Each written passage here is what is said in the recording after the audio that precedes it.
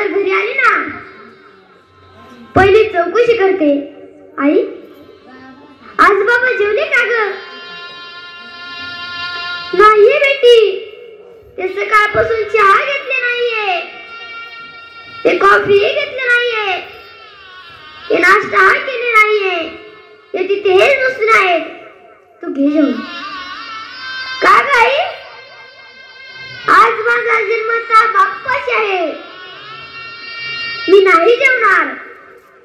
ज्या दिवशी मुलीचा जन्मचा बाप्पाशी असतो ना, त्या दिवशी मुलगी दिवसभर उपाशी असते. संध्याकाळच्या 11 वाजले आणि आपल्या बाप्पाच्या खोलीमध्ये जाते. बाप्पाच्या तोंडावरचं पांघरण काढते. बाप डोळे उघडून पाहतो तर काय, मुलगी आहे. का आलीस बेटी, का आलीस? बाबा तुमची तब्येत ठीक नाही ना बाबा? हात पाय चेपून देऊ का बाबा? डोके दाबून देऊ का बाबा? खायला काय करून देऊ का बाबा? डॉक्टरांना बोलावून आणू का बाबा? ती मुलगी अख्ख्या घराची काळजी करत असते. ती मुलगी फक्त बाबा. बाप रडत बसला, मुलीला कवटाळला. मुलीने विचारलं, का रडता बाबा, का रडता? बेटी जेव्हा माझी माय मेली ना, तेव्हा मी 2 वर्षाचा होतो. तेव्हापासून मला माझ्या मायेचं सुख भेटलं नाही बेटी. तू कधी कधी येतेस, माझ्या तोंडावर हात फिरवतेस.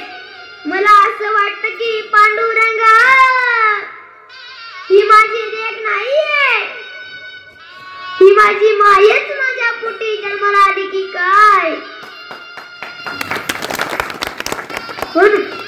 म्हणून मुलीचं लग्न झालं त्या वर्षी.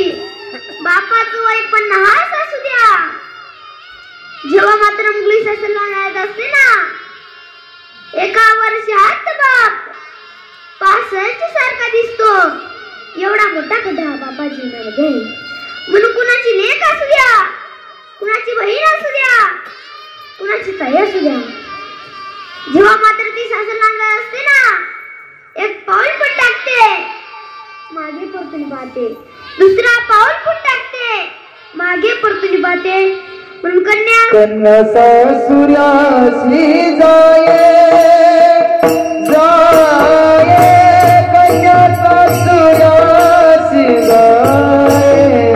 ओ कन्या सासुराशी जाये,